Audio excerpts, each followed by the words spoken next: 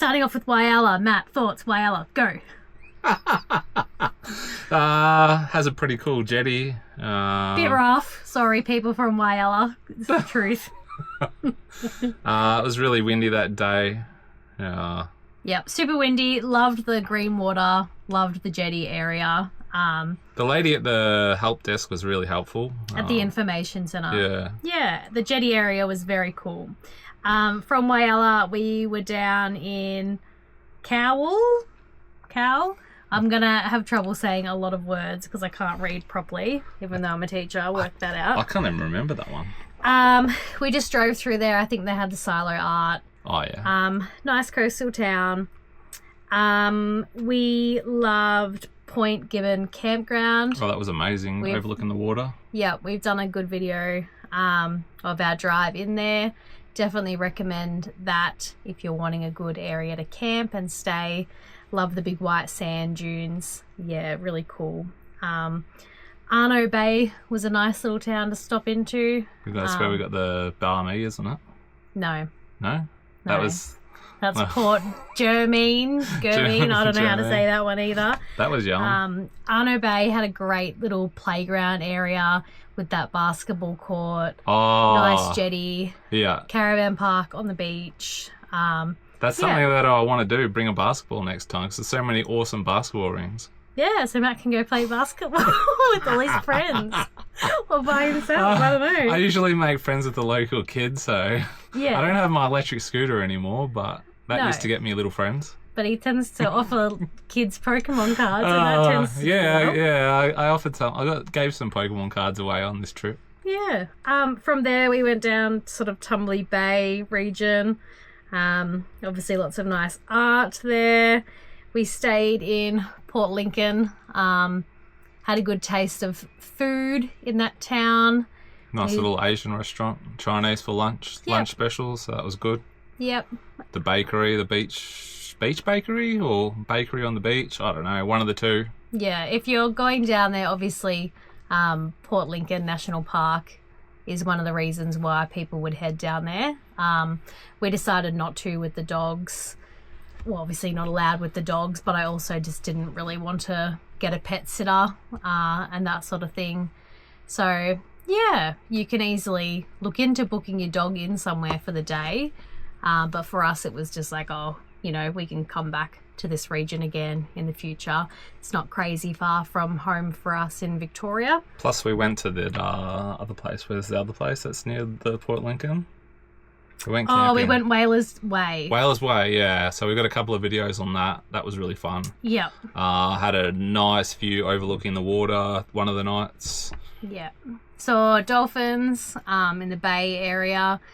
Ash, you got some nice videos of them jumping out the water. Yeah, we were so lucky, and lots of emus. And Whalers Way is dog friendly.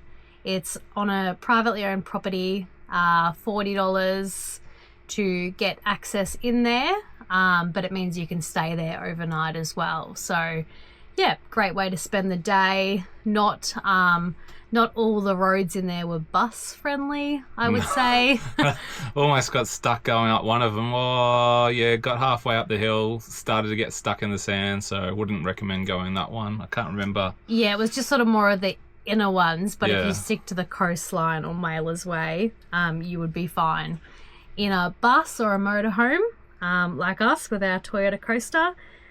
From Port Lincoln, we went over to Coffin Bay, which was great. Obviously, again, you've got the Coffin Bay National Park.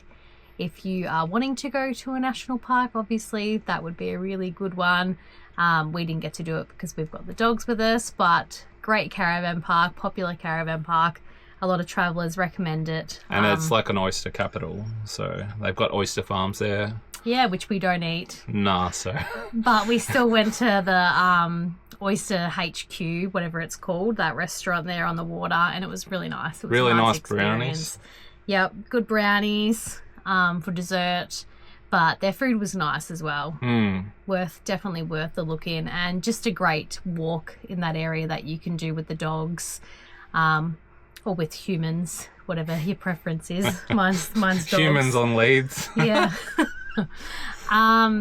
Near Coffin Bay, we went to that pork pork and pancakes farm. Yeah, so you can get an Elvis Presley pancake stack, which is one massive pancake. Get a bit of maple syrup, ice cream, and some of their locally produced bacon. It's really nice, really tasty. Yeah. Definitely recommend going there. Then we went over to Greenley Beach, which was great. If you're into coastal views, easy walks along that stretch, I think it was $20 a night or something, and you book through the Eyre Peninsula Shire, however that works. But it was easy enough with the link online. Lots of rock areas where you can have fire pits, and there's a rock pool around the side that you can go and swim in. Oh yeah, that was awesome. Greenley Beach, yeah, gotcha. Just time it well with the tides to make it easier to swim in, because we were sort of swimming in there when the tides weren't great. Well, Matt was swimming in there. It was a bit too cold in September for me. Very cold in there. Yeah. Then we went over to, I don't even remember. I think that was a bit of a driving day. I am looking at a map because it's hard to remember the places you go when you go and visit all these sort of coastal towns. Had a drive around Elliston and did the art trail there, which was really good. Just interesting artwork and easy enough to just drive around, have a look. After we checked out Elliston, we went over to the Talia Caves, Woolshed Caves area. That was really cool. Yeah, Talia Caves was great.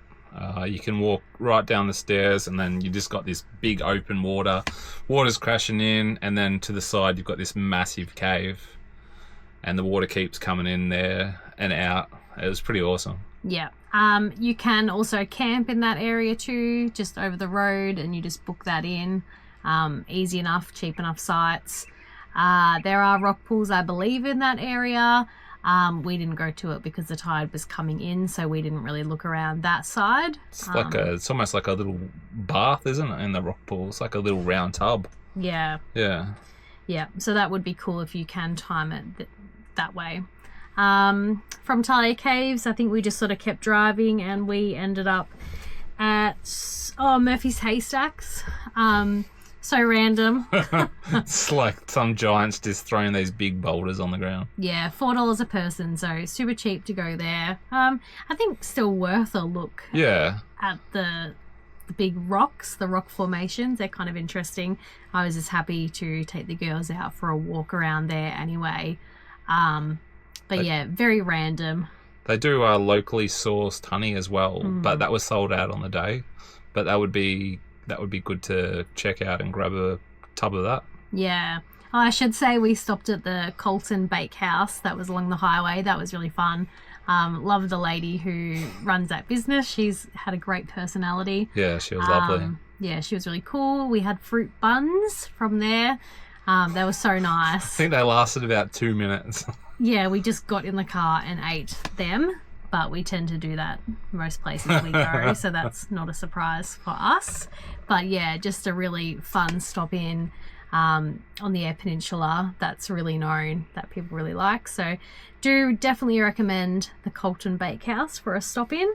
Ended up at Streaky Bay, which was nice. Don't expect reception if you were with Aldi Mobile. We had no reception, and it was terrible. And town free Wi-Fi, just couldn't get onto it. Yeah, this was new to us. We hadn't really. I guess it's the privilege that we maybe come with in where we live in Victoria, that we just always have reception. But yeah, coming over to the Eyre Peninsula and then just getting over to that side closer to WA. And yeah, just not having any service on our phones was a little bit of a shock to our systems. Obviously, you could get some Wi-Fi at the caravan park, but it wasn't the best Wi-Fi either. But Streaky Bay was a nice coastal town. Yeah, we stayed at one of the bigger caravan parks there on the water. Nice little bay area to walk. Nice track to walk the dogs on. We walked all the way into town from the caravan park. Yeah. So that was nice. Yep. After Streaky Bay, we just started heading back towards Adelaide and spent a night I don't even know where. I think well, we just all did that in a big day trip. Yeah. We like Kimber. We stopped in at the Kimber Roadhouse and had some Indian, which was, That was yum. Bit risky probably doing that, but it was really nice food, cooked fresh. And then good experience. Stopped over at the Information Cross Bakery over the other side, and they had like some really nice baked goods, and that's where the big pink galah is. Yeah. Yeah. Cute, nice silo art in the town as well. Kept on driving, ended up back at Port Augusta where we stopped in just to do a click and collect with Coles to restock the fridge. Took the dogs for a walk around the foreshore area, which was quite nice, really. Yeah, it was. Some cool street art under the bridge. And yeah, that was our experience on the Eyre Peninsula. Obviously, the national parks would just make it awesome if you were doing the national parks, but we're still grateful to have gone over there because we've got our dogs with us, so that's what we love most, having the dogs with us, so not a big deal. They've had such a good time. Yeah. So that was our experience on the Eyre Peninsula. We spent around just a week and a half over there. You could do it longer, easily do it longer. We tend to just sort of stay a night in each place type thing.